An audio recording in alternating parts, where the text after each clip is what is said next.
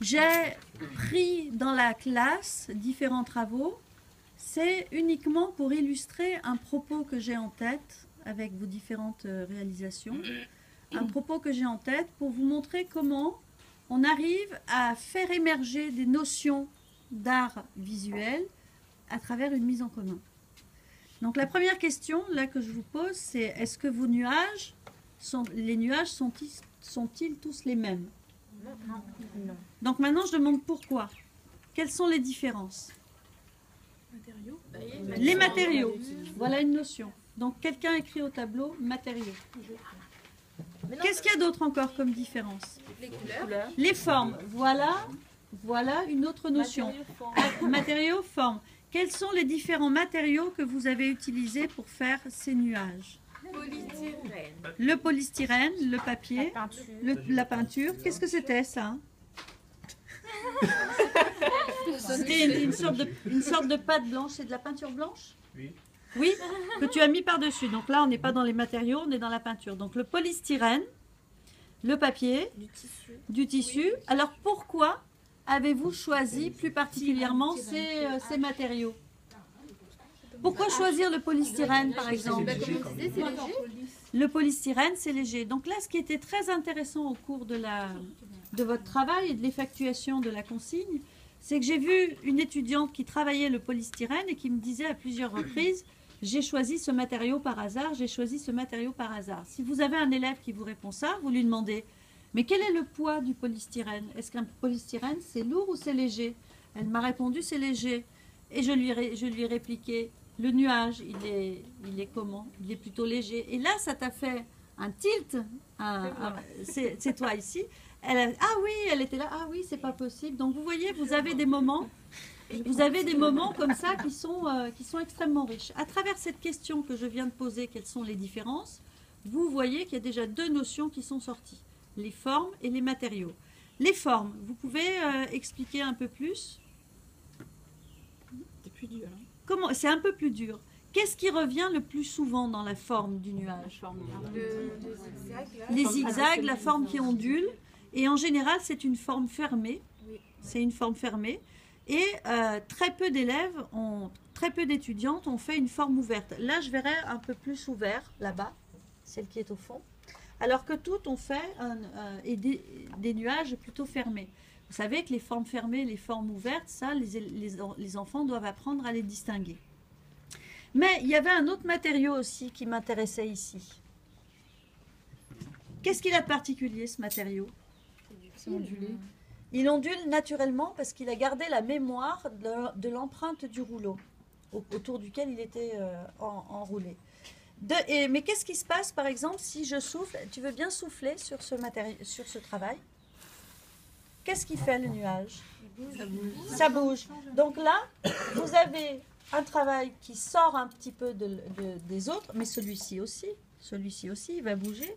Vous avez des étudiantes qui ont fait rentrer plus ou moins consciemment, là je pense que ce n'était pas conscient avec la ficelle, le mouvement dans le travail.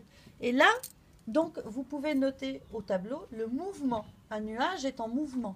Donc effectivement, il y a des élèves, des étudiants qui ont montré le mouvement plus que d'autres. Maintenant, est-ce qu'il fait la même température, la même chaleur, le même climat dans toutes les représentations que vous avez faites? Non. Qu'est-ce qui se passe alors au niveau de vos réalisations? Il y a du gris. Alors le gris, quel effet ça produit? La pluie, l'orage, le mauvais temps.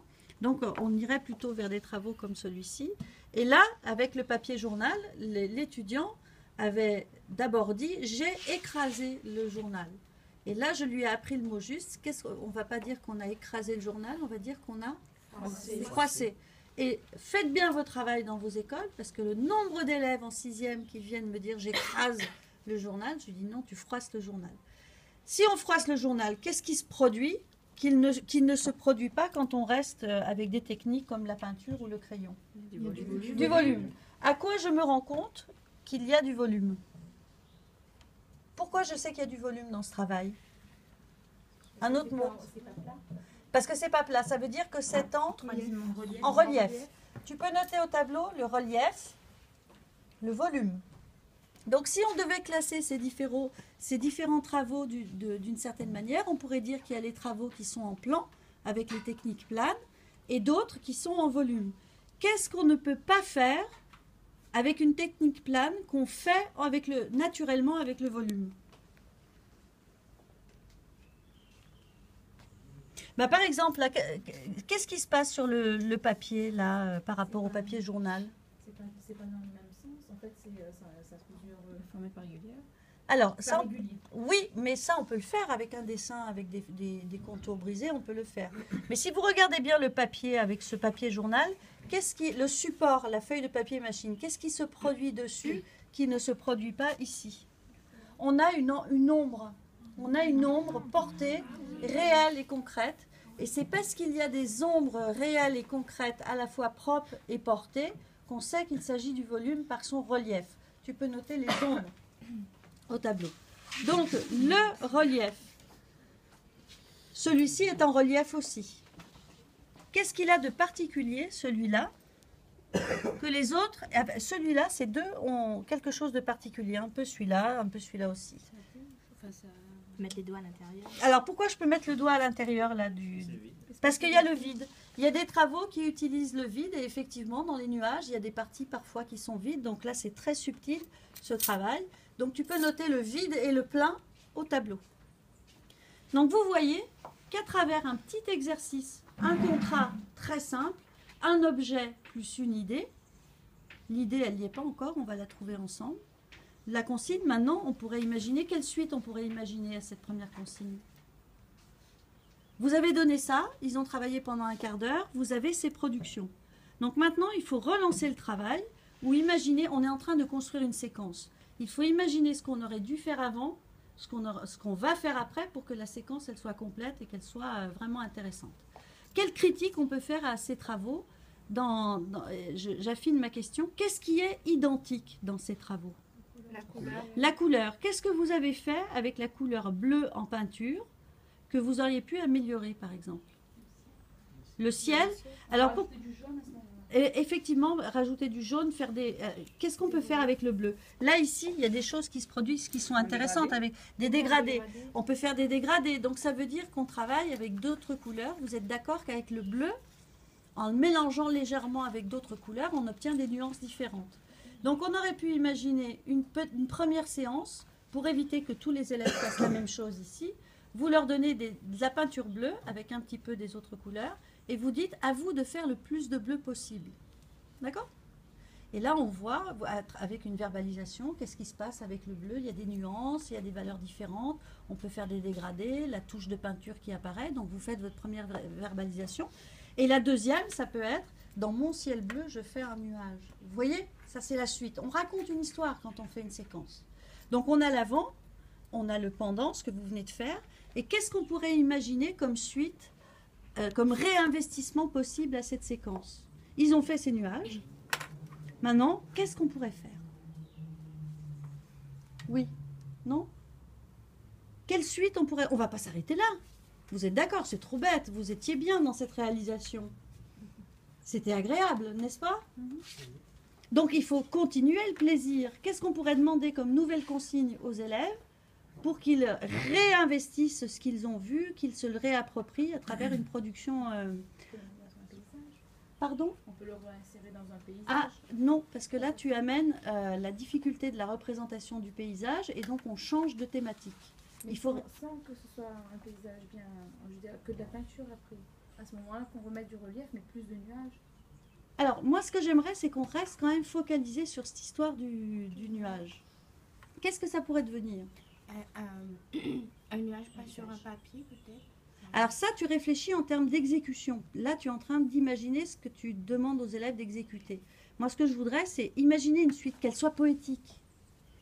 Personnifier le nuage. Ah, on peut personnifier le... Ah oui, on pourrait personnifier le nuage. Transformer ce nuage en personnage. Ça, c'est une excellente idée. Transformer ce nuage en personnage. Et moi, j'avais une idée. Je vous la transmets, qui est la suite de ce travail. C'est ce que je fais avec mes élèves. Je leur dis, votre nuage, le ciel est beau, il fait beau, votre nuage est transparent, il est tout propre, tout net. Et bien imaginez maintenant qu'il a voyagé dans un ciel tout pollué. À vous de représenter le plus pollué des nuages, avec des objets et des matériaux de récupération. Donc ils repartent avec leur travail. Et là maintenant, ils doivent chercher, puisqu'ils ont expérimenté les matériaux, ils doivent chercher d'autres matériaux, d'autres petits objets, d'autres choses, transformer la couleur, altérer la couleur. Donc là, ils vont rentrer dans le travail du bleu, dans le travail du blanc. Comment montrer un nuage tout pollué. Et après, en phase finale, j'organiserai une exposition avec des nuages de plus en plus pollués pour montrer les effets dévastateurs de notre rapport à la planète aujourd'hui. Donc là, on est dans la transversalité. Vous êtes d'accord qu'on a la connaissance du monde du vivant. On peut avoir des notions aussi d'histoire, pourquoi pas avec les moments en parlant de Tchernobyl, par exemple, ce qui s'est passé, que ça a tout pollué, Fukushima, rappeler ça aux élèves. Si ça fait partie du programme, je ne l'ai pas super bien en tête, donc à vous de voir. Donc vous voyez qu'on est dans une séance plutôt transversale. Donc là, maintenant, ce que je vous demande de faire, c'est que vous allez vous mettre par groupe de 3-4 à table, sur votre table, et vous allez réfléchir à un réinvestissement de ce projet personnel, cette fois-ci, pourquoi pas en améliorant ce que je viens de vous dire ou en travaillant sur une autre piste. Ça vous convient ?